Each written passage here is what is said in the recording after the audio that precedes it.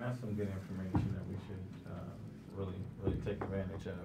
Hey, Ada, before we went off to break, you were breaking things down. One of the things I want to talk about, what are some of the tools that we need that perhaps we don't think about, or we're just unaware of. Yeah. Well, I, I first of all, just to answer that, we need to live by a budget, right? So I've heard you say that. I remember I was working with an organization and I was managing $350 million, and when we started going through that whole line item by line item, it made sense for me to make sure that everything made sense in that budget. Otherwise, we're frivolously dealing with money and letting it go outside of where it needs to go.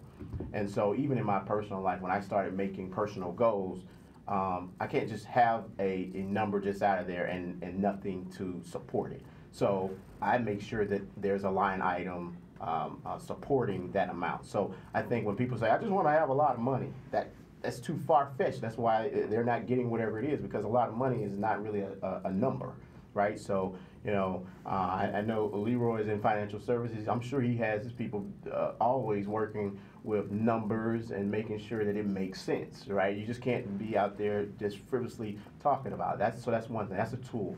The other thing is, I say all the time, make sure that you have a journal.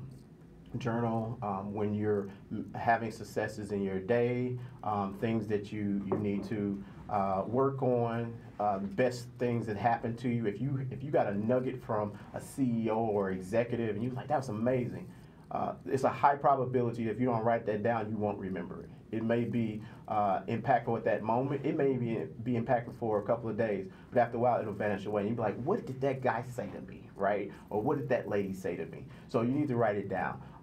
And then the last thing for me, and there are many other tools, but the last thing I really want to say about tools in our lives is use tools the way they should be.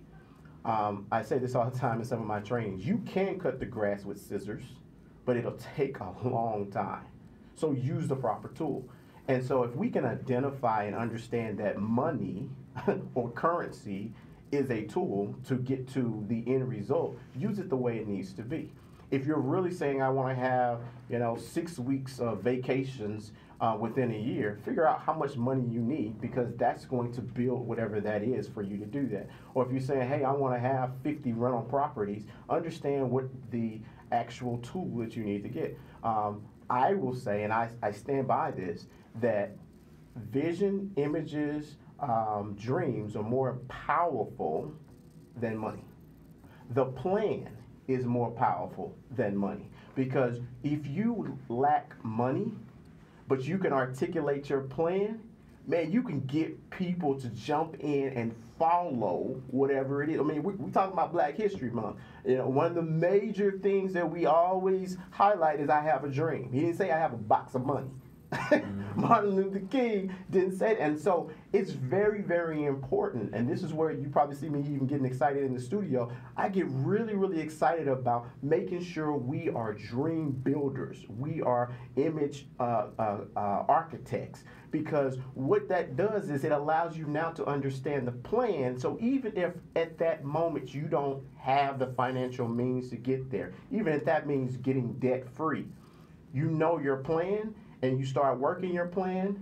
And if you have accountability partners, if you need someone to be that accountability partner, if you need a coach, whatever, you can at least say, here's my plan. And they can say, all right, this sounds good, let's hold you to it. So talking about tools, that's one of the major tools right there. And then, I know I said that's one of the last, but I mean, I said I have a whole box full of, but making sure you're around the right people. I cannot express this enough. If you're going to have, and we've heard this analogy all the time, if you're going to be an eagle and you're going to be hanging with chickens, then you're going to do what chickens do. And you got to understand that I have the ability to soar and fly and do other things and see the world at a different perspective. They're only going to see it in this square footage that they're in. But if you're going to soar, you're going to see things differently. You're going to see opportunities differently. And if there are people there who are able to pull you up, then you know, you gotta get uncomfortable enough to be okay with knowing that that's gonna move you further in life. And Leroy, I know you agree with that when we was talking about our plan, because I know when people come to see you, that's the first thing I think you will want to see is a plan, right? That's absolutely.